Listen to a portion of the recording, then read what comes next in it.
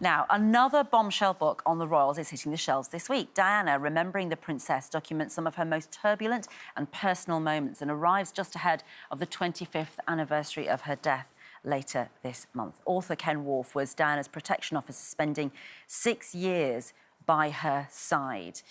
He joins me now. And Ken, it's really fascinating because you, at the outset of this book, you make it clear that you have worked with all sorts of different royals, all sorts of different circumstances, but working with Diana took you to a completely different level where personal and professional, the lines were merged much more with Diana, weren't they, than anybody else you've ever worked with?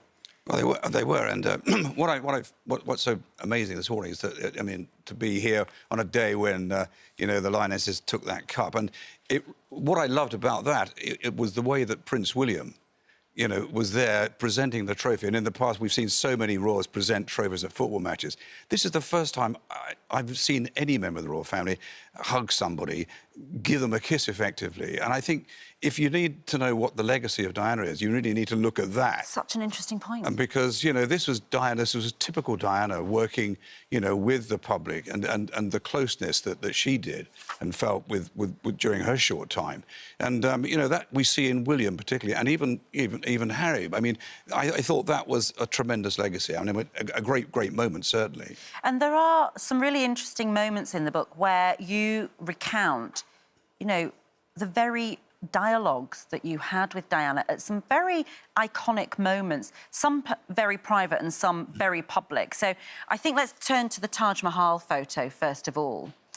I thought this was extraordinary. She actually didn't want to take that photograph, did she? Well, no, she didn't. I mean, the point was, this was, you know, during the visit, it was a joint visit with her and the Prince of Wales. The Prince of Wales, understandably, didn't want to sit, you know, on that seat with his wife at the Temple of Love. But of course, the media interest was always on Diana right through, you know, her life, and together with the Prince of Wales. This was a big problem for him because, you know, he wanted that media attention. But of course, you know, the focus was on Diana for obvious reasons. But on this particular day, we went to the Taj Mahal, and you know, the script was that she'd sit on that bench. And then suddenly, out of nowhere, a reporter from the back of the Rat Pack, if you like, shouted up, you know, what did it feel like? Well, Diana had no script on this, and I was stood just to the one side of her. And she said to me out of the corner of her mouth, what do I say? Well, I didn't. I said, well, look, just say it's a rather moving moment, something like that, which she said. And then one of the snappers at the front of the pack said, yeah, what do you mean by that? And as quick as anything, Diana said, just work it out for yourself. Yes. So, I mean, but, you know... What I find interesting about that whole scenario is that the way that was perceived was that, by some people, is that she was manipulating the media to make herself look like a victim. But in fact, some of this she didn't want this. She didn't want this, but it was her duty. She was there in order to have these photographs taken. Well, that was a very good point, Ranvir, because the whole thing about Diana's short life, well, as a princess, was that she had this real sense of duty, and the fact that working for the Queen, that was her role. And, you know, I think that's very important. And I see that, certainly in William now. Sadly, to a lesser extent, Harry, because, you know, he's decided to leave it for a bit. But it was a real sense of duty. Yeah, and we'll talk about Harry in a moment if we have time. But I also want to just pick up on the scenario that you paint in the book of where, you know, for you as a Royal Protection Officer, you're right in the thick of it in what essentially was a love triangle. So there's a moment where Prince Charles has wandered off during a party and Princess Diana says to you, I don't know where Charles is, and Camilla's not here either. I want you to come with me and find them. And at that point, you must be thinking, well, I have to do as I'm being asked, but you know you're stepping into something that's beyond royal protection, right? Well, yeah, this was a very memorable moment for me, and I think quite significant in terms of Diana's life, actually.